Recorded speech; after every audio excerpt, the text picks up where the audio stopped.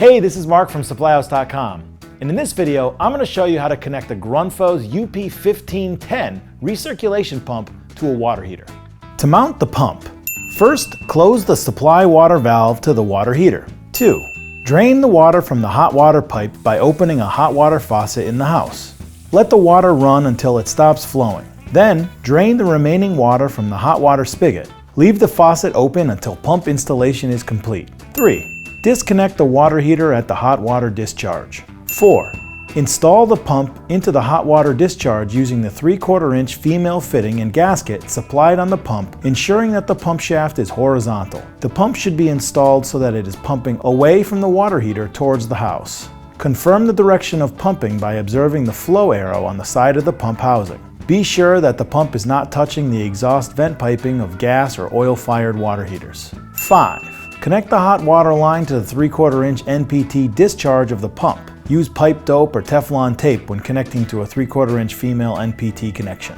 6. Reopen the supply valve to the water heater and allow the water to run until all air has been purged from the piping. 7. Close the faucet inside the house. 8. Plug the timer into a 115 volt outlet. Plug the power cable of the pump into the timer outlet. Be sure to route the power cord so that it does not touch the exhaust vent piping of gas or oil-fired water heaters. 9.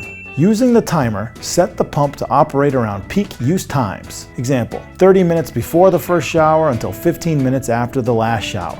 The timer is 24-hour 3-position with 15-minute intervals. To install the valve. The valve should be located at a faucet with the greatest piping distance from the water heater. If your home has a branched hot water line, more than one valve may be necessary. Do not use Teflon tape or pipe dope on the valve threads. 1. Close both the hot and cold water angle stop valves below the sink. 2. Disconnect the risers. 3. Connect the 1/2 inch by 1/2 inch flex hoses to the ports on the valve marked hot out and cold out. 4.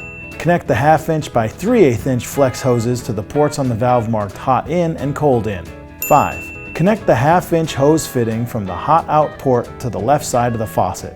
6. Connect the 1/2 inch hose fittings from the cold out port to the right side of the faucet. 7. Connect the 3/8 inch hose fitting from the hot in port to the left angle stop valve. 8.